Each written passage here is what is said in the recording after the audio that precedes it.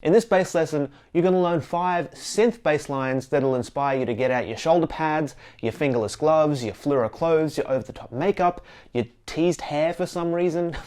Man, the 80s were a strange time.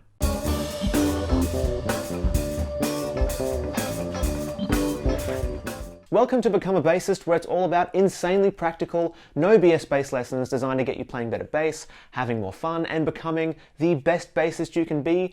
And today, we're all about the tragically 80s synth bass lines. You know the kind, you hear them and you think, yep, I'll take those 80s vibes intravenously, please. Now, if you have a ton of pedals and envelope filters and all that goodness, you can absolutely use them to create a more synthy sound, but they're not essential if you just want to learn the bass lines, and we won't be using any in this lesson. But if you wanted to play these songs at like a jam session or even a gig, only the most uptight musicians are going to take an issue with you using a regular bass sound. I've played tons of synth bass lines on gigs with a regular bass sound. Nobody's ever said anything to me about needing it to be more synthy. But then again, I haven't played in any 80s tribute shows or anything like that.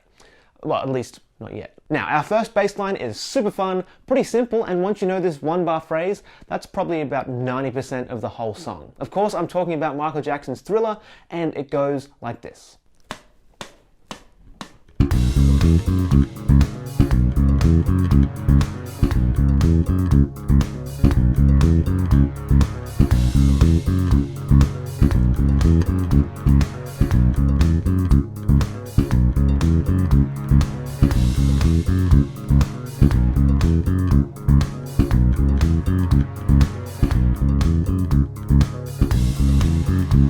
Yeah?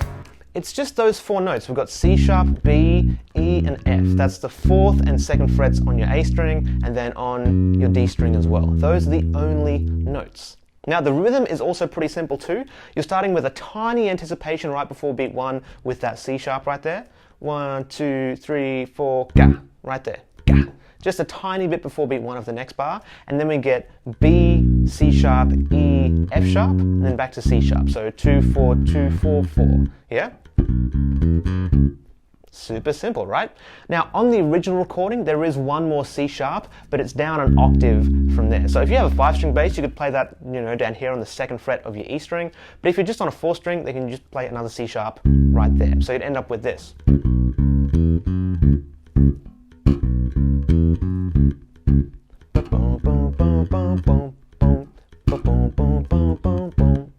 So if we go to a bit of a slower track,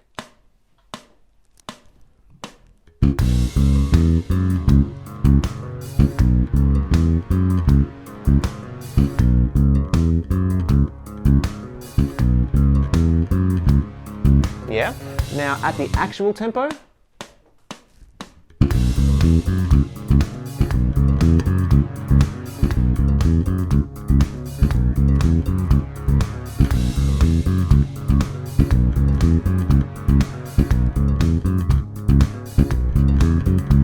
like I said, this is a great one to get started with. By the way, if you want the tabs and notation, plus the practice tracks I'm using in this video, just click the first link in the description, fill out the form on that page, and I'll send you absolutely everything so you can start practicing these lines for yourself.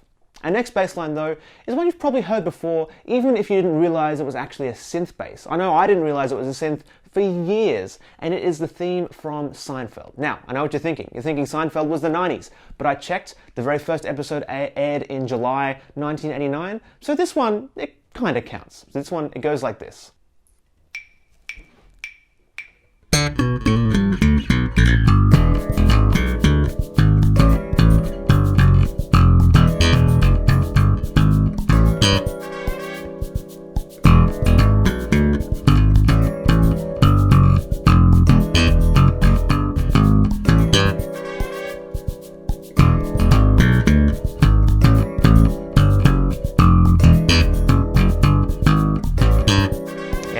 It's pretty sweet, right?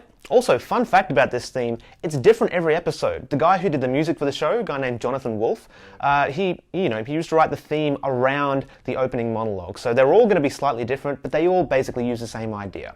Now, as far as how we're going to play it, we're slapping and popping absolutely everything, and we're starting up on this high D, 7th fret on the G string, then going down to this B, 9th fret on the D string. Now next we have to deal with a bit of synth-based black magic witchery. In a lot of the recordings of the theme, the next note is this A, but it gets kind of bent up and back down. Yeah, kind of like that. But that's a bit trickier on an actual bass, especially going that fast. I mean, it can be done. But what's usually a bit easier is to play this A, then hammer on the fret above, then pull off. And then play the G on the A string underneath, 10th fret right there. So that's the little phrase. Now the next phrase is the exact same thing, just down an octave. Yeah, you can play it either with a shift right here, or you can play the shift down there as well. Either way. Now, I kind of like this one,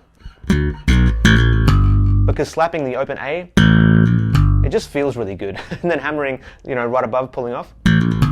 So that's a little intro lick. Then we get into the meat of the whole theme. Now we're starting with a big old solid slap of the E string, and then another little quick one before up to the G. And then B and D on the A string, 2nd and 5th frets. Then we're going back to this G sharp again, 4th fret on the E string, 2 solid hits. On the A, on the 5th fret right there. So we get... Yeah. Now you could play the open A there as well. Up to you, it's totally fine. But then we get a falling chromatic line starting on the 3rd fret on your G. So G, F sharp, F, E. So 3rd, 2nd, 1st, and then open E string. So we've got A. Yeah. Now we've got that open E right there, and then we've got a popped high E right after that, before going back to the open E. Yeah. And then we have a rising line starting on the F sharp, 2nd fret of the E string, and then goes all the way up to the 5th fret there. So the rhythm on that, so we get a couple of different hits on the 2 there, 1 on the G, and then the G sharp and the A are both anticipated.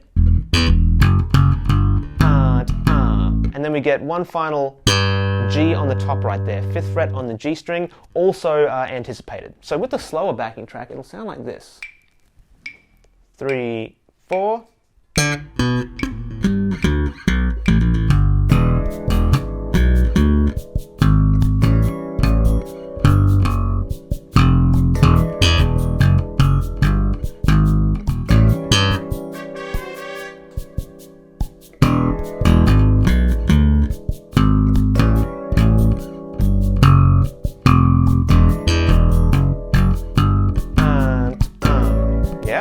Up to speed, we get this. 3, 4.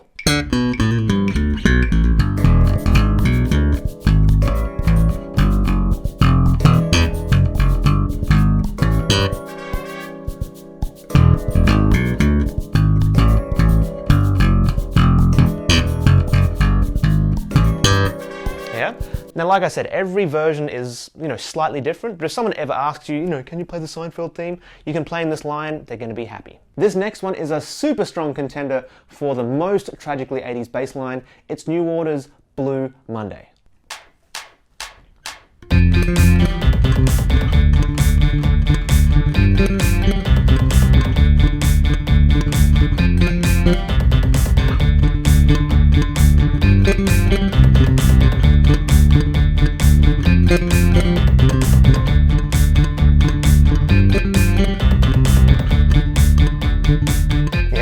Now this one can actually be pretty challenging to play as well. Note-wise, it's pretty simple, but it's getting the right hand to do those kind of those disco octaves at speed. It isn't the easiest thing to do in the world. Now we're starting with octave Fs right here on the A and the G strings, 8th and 10th frets respectively, and the pattern's the same the whole way. 1 low note, 2 high notes. So we get 2 lots of Fs, F, F, F, F, F, F, and then 2 octave Cs, just take everything down a string. 2 sets of them as well. And then up 2 frets, 2 octave Ds, and we get 4 sets of them. 1, 3, 4. Then we get the exact same thing, but instead of starting with Fs right here, we're going to just replace those Fs with Gs, 2 frets above. So 10th and 12th frets on the A and the G string, then the Cs, then the Ds again. Now, that's the whole thing.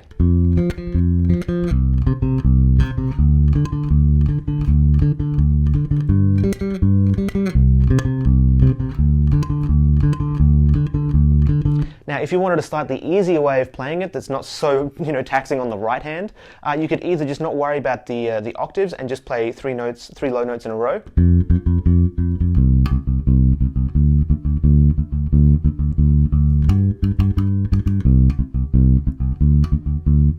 That'd work, or you could just play one high note instead of two, so go. It's more of a classic disco octave line, and that'll work as well. And that's actually what ends up happening in the verse of the original recording. But if we use the actual bass line at a slower tempo, we get something like this. 3, 4.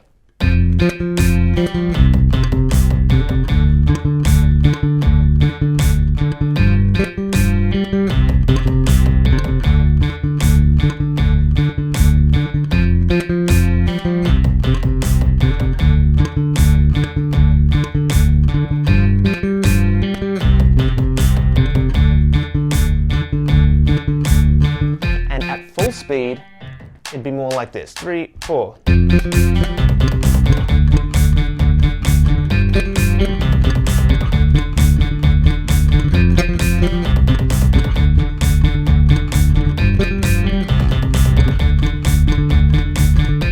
like that. A little bit more challenging, but definitely doable. Okay, up next, we have an absolute banger from none other than Phil Collins himself, a very 80s artist and one of the coolest synth bass lines of all time. It's from Sussudio and it goes like this. 2, 3, and...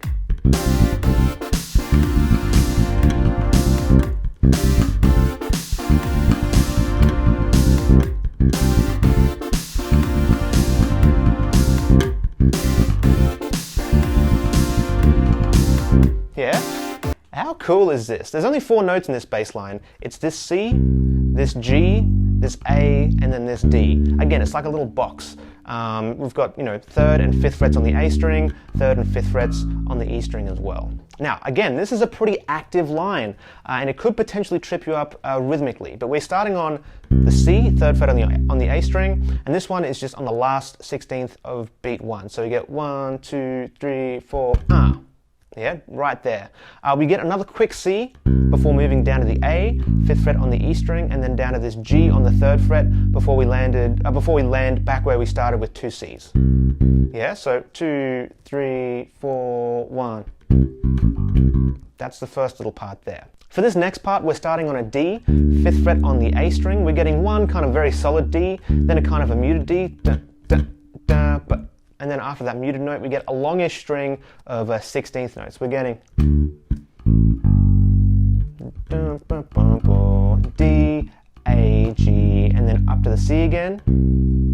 2 Cs, then A, G again, and then the kind of tricky part is going D, C, A, G before ending up with 3 Cs at the very end. With that rhythm. Ga, ga, ga. Yeah, so the whole thing super slowly will sound like this. 2, 3, 4, 1.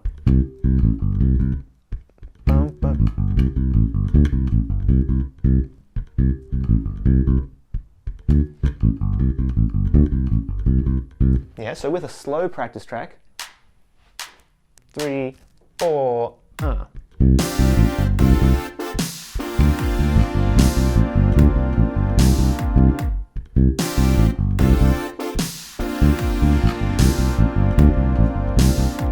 Yeah, and then with the actual tempo, 3 and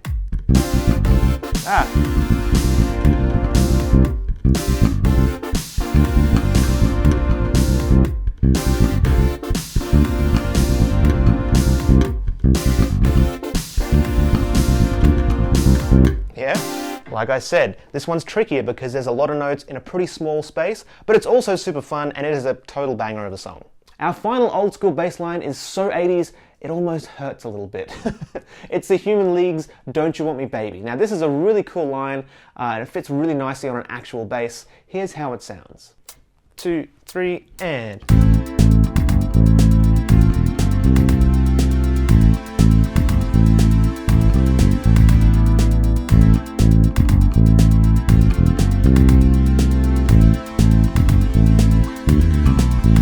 Yeah? Now, pretty sweet, right? Just tragically 80s. Now, this is kind of a 4-part phrase, but the main idea that repeats a lot goes like this. You start with 2 A's, 5th fret on your E string, then your open E string, then your G, 3rd fret before landing back on your A. Boom, boom, boom, boom, boom. That's kind of our home bass phrase that repeats every time. It's the things that come after that that change. So the next little idea goes like this. A, E, G, C, 5th, open 3rd, 3rd on the A string. So together, those 2 phrases are going to sound like this. Yeah. Now after that, we get our home bass phrase again, and then this variation.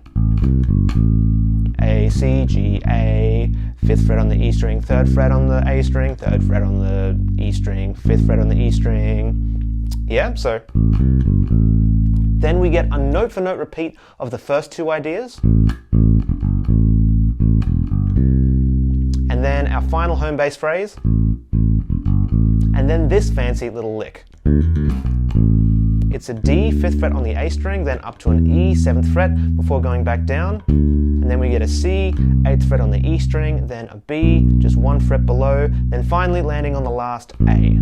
Yeah? And you can pluck those all you want, or you can hammer them and pull them off. It makes for a bit of a smoother line with the hammer on and pull off, but either is going to work totally fine. So the whole thing at a bit of a slower tempo.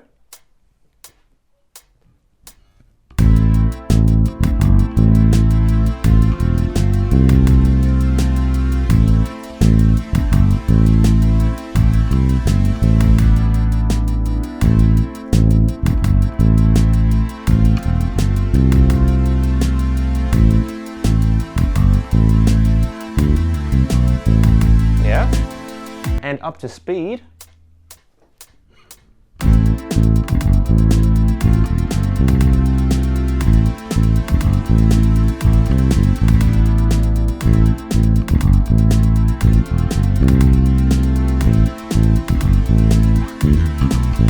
Yeah, like I said, tragically 80s. Now, like I said, if you have all the pedals and the filters and bells and whistles to get a more authentic synth-based sound, that's all good. Go ahead and use them for sure. But unless you're aiming for 100% replication, having the exact same sound isn't going to make the biggest difference to how effective these lines are.